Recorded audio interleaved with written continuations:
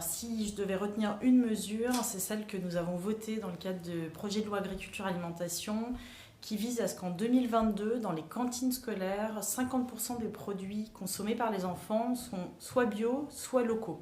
Ça, c'est une mesure qui est à la fois environnementale, parce que c'est-à-dire que c'est produit de la bonne qualité en proximité des circuits courts. C'est à la fois un enjeu de santé, puisque nos enfants, aujourd'hui, on sait que c'est un facteur d'inégalité, la manière dont ils s'alimentent.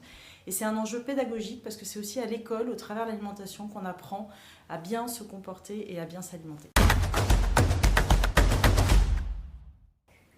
Ça fait des enfants heureux en circonscription, à l'école, finalement, quel que soit le revenu social, quelle que soit la manière dont l'enfant s'alimente à la maison. À l'école, il apprend ce que c'est que le bio, il apprend ce que c'est que produire en respectant l'environnement, la santé, en respectant aussi le travail des agriculteurs.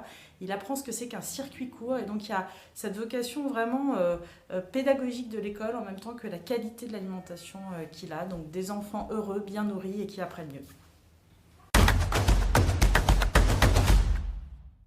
Il y a un sujet qui ressort de la discussion politique générale du Premier ministre, c'est l'obésité. C'est un vrai sujet qui est aux confins des politiques de santé, d'éducation, qui est un enjeu pour notre société parce qu'au final, l'alimentation, c'est la base de beaucoup de choses et ça conditionne finalement son avenir dans la vie. Donc travailler sur l'obésité, c'est travailler sur le sport, c'est travailler sur l'alimentation, c'est travailler sur l'avenir de notre jeunesse et ça, c'est quelque chose sur lequel je pense qu'on peut aller plus loin.